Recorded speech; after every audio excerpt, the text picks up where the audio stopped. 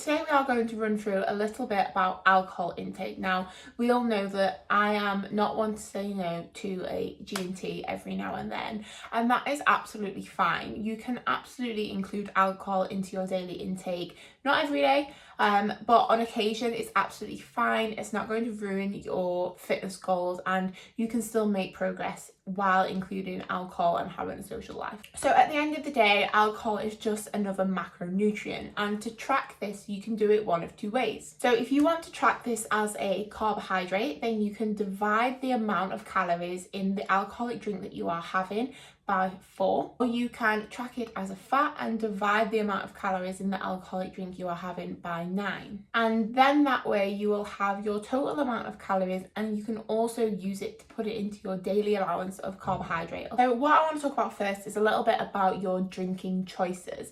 There are so many different ranges of alcohol that you can have, and clearly it all has different energy intake. The lower end of the calorie scale, you've got your light spirits, so things like vodka and gin, and to keep them a light spirit you need to be having them with a diet mixer, so something like Slimline Tonic, Slimline Lemonade, Diet Coke. They are all great ways to keep the calories down and reduce the amount of sugar that you're having. But those drinks are a great way to keep the calories down if you're worried about having too many calories from sugary mixers. As you move up the scale, you've got drinks like beer and cider and your darker spirits that are naturally higher in calories, and these are also going to have higher amounts of sugar in them because they are not pure alcohol.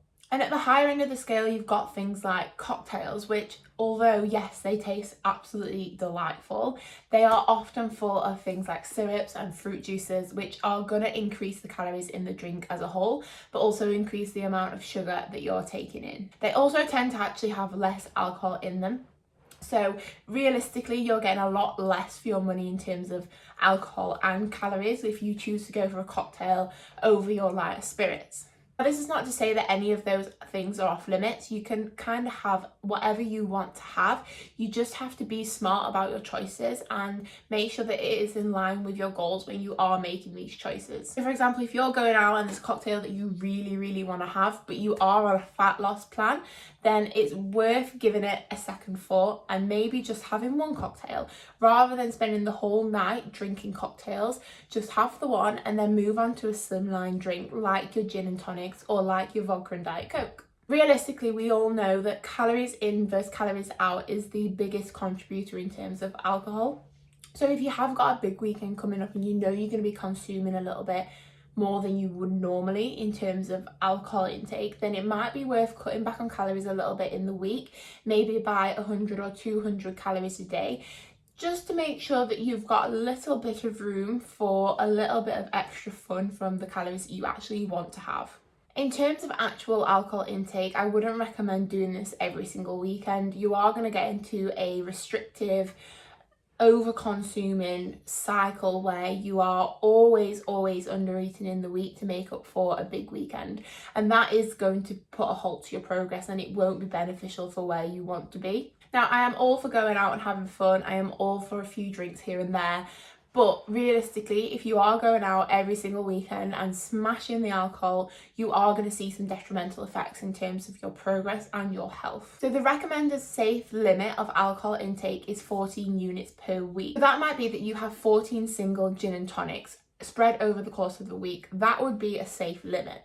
Whereas going out on a weekend and having those 14 drinks in one night is classed as binge drinking because we're having it all at once and not spreading it out through the week. I'm going to pop a link down below, which is a link to a alcohol unit calculator by Drinkaware, so that you can see how many calories you're actually consuming from alcohol and also see how many units you're actually drinking in comparison to the safe limits of alcohol. After we've looked at the calorie content, the calorie intake of different drinks, alcohol is a toxin. At the end of the day, it is something that we're putting in our body that is going to damage our insides, and clearly that is not going to be the most beneficial aspect of things in terms of our health, our nutrition and our progress. When we drink alcohol, there are different effects on your body that you will experience, and I'm going to run through a few of these now. One of the biggest things from a high or regular alcohol intake is the disruption to your sleep patterns. Now, sleep is something I bang on about in your check-ins like every single week. How much sleep have have we had? What was our sleep quality like? That's because your sleep can massively affect how the rest of your day pans out and the choices we actually make. So there is a cycle of our sleep called the rapid eye movement stage, and this is the restorative part of our sleep. So this is when we are going to be rebuilding those muscles that we have worked so hard to tear apart in the gym. When we drink alcohol, we actually spend less time in this stage of sleep, which can have detrimental effects because you're not recovering properly from your training sessions. Not only are you not recovering properly, you're going to wake up feeling tired, you're going to wake up feeling sluggish, and you're less likely to function as you normally would if you'd had a good night's sleep. That will mean you probably can't be asked to do your training session. You're going to have lowered inhibitions as well because you're tired, so you're more likely to say, yeah, I'll have that takeaway, rather than saying, no, I've got macros to hit, I'm going to make A, B, and C. So it's not necessarily the alcohol itself causing the main problem. The main problem is us not preparing as we would and not having the willpower or motivation the next day to actually go about our day as we usually would. You can see how if we're doing this every single week, it will add up and eventually stall your progress. The more alcohol you drink, the more you will wake up in the night feeling like you need to go to the toilet. So that's another disruption to your sleep. The next thing in terms of health is the actual sugar intake in our alcoholic drinks. Some drinks can contain nearly 5 teaspoons of sugar. So if, for example, a pint of cider does contain 5 teaspoons of sugar, and this is more than the amount that we're recommended to have in an entire day. So you can see how the calories and the sugar is going to add up when we're having even just 2 or 3 pints of cider. If you're going to go out for a few drinks and you choose that, because it is a lighter option in terms of the actual amount of alcohol you're having. However, it does have a lot more sugar intake in it, which means by default it's gonna have a lot more calories in it, which can massively throw you out for the week, even just by 2 or 3.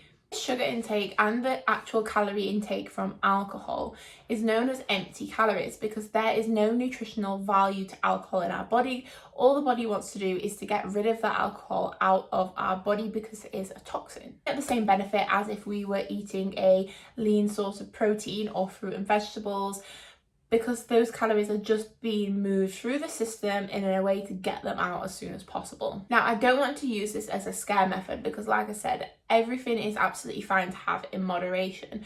But if we are regularly drinking cider or beer or even light spirits throughout the week, most weeks, then we are going to see an excess amount of calories build up over time if you add it into what you're normally having in terms of food. A pint of cider or a pint of lager can have the same amount of calories in as a large slice of pizza or some ice cream. I think not only does it have more calories in it, you also tend to have a few drinks and then someone's like, shall we order pizza? And we're like, yes.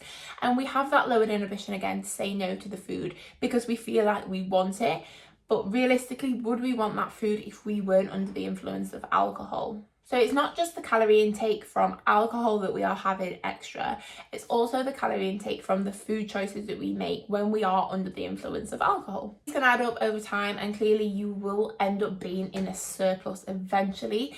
Now, alcohol can actually also increase your blood sugar levels, and this is only really apparent in extremely heavy drinkers. So those going out, multiple times a week, binge drinking more than 14 units at a time. So as I've said before, alcohol is a toxin in our body. So when we do consume it, our body wants to get rid of it as soon as possible. The body channels all the energy that it has into getting rid of this toxin in our body, which means other processes that are going on at the same time are often disrupted. One of the main processes that is interrupted is the production of glucose and the hormones that our body needs to regulate that intake. And over time, we can see a resistance to insulin because our body's having to work so hard to try and get rid of the alcohol toxin all the time. And in turn, this will lead to high blood sugar levels and sometimes type 2 diabetes. So you can see how it has a massive detrimental effect on our health as a whole, not just on our progress in terms of fitness and nutrition. In terms of actual performance in the gym, it doesn't matter whether you are an athlete or someone just going to the gym 3 or 4 times a week because you want to get a little bit healthier.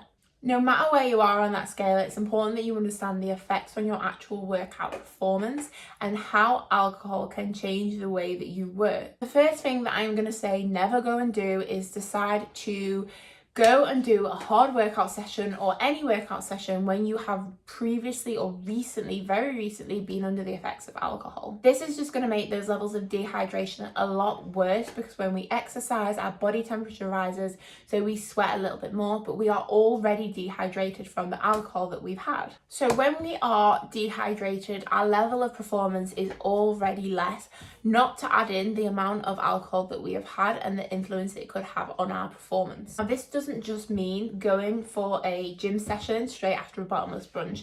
This could be the next day. It takes hours for alcohol to actually move out of our system. So often, even if you try and go for a gym session the next morning, you're still going to have that high level of toxin in your body, which is then going to impact on your performance, because you are going to be extremely dehydrated and tired. During your exercise sessions, you need to be hydrated and maintain this level of hydration so that you can perform to your best abilities. This is essential for circulating oxygen and nutrients into your muscles. So as we are all aware, exercise requires a high level of muscle glycogen. When we are metabolizing or breaking down that alcohol, our liver cannot naturally produce as much carbohydrate or glycogen, which is what is stored in our muscles and our liver, in order to make us have the energy for a good training session. If the liver's not producing as much glucose as it usually would, it means you're going to have low blood sugar levels. When we're exercising, it's important that we do have high blood sugar levels so that we have the energy to perform as well as we normally do throughout our entire training session. You're going to be slower, you're going to have less energy, and your body's not going to be able to run to the usual intensity that it does. So you are going to see adverse effects in terms of your actual performance on that day. So your coordination and your concentration are both going to be a lot lower. So this might mean that you're falling over left, right and centre, which is going to lead to injuries, and your concentration is going to be a bit crap. So realistically, you're not going to get into that workout mindset and you're not going to really want to be there. So it's probably just going to be a waste of a session. It's not really the end of the world. You know, missing one session is not going to disrupt your progress massively. But take, for example, if we're missing 1 or 2 sessions every single week because of the alcohol that we have had, you are going to then see a stall in your progress, because you're missing out quite a lot of your sessions, which can be quite detrimental when you pin it all together. That's just a little summary of some of the effects that alcohol has on our body, on our training sessions, and realistically on our performance. But I want to take away from this one thing.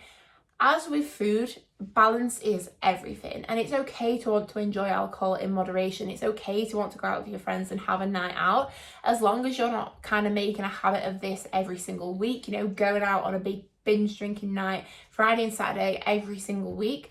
A few drinks here and there won't hurt, and you can always track it into your calories to make sure that it is fitting if you are wanting to be that strict about it.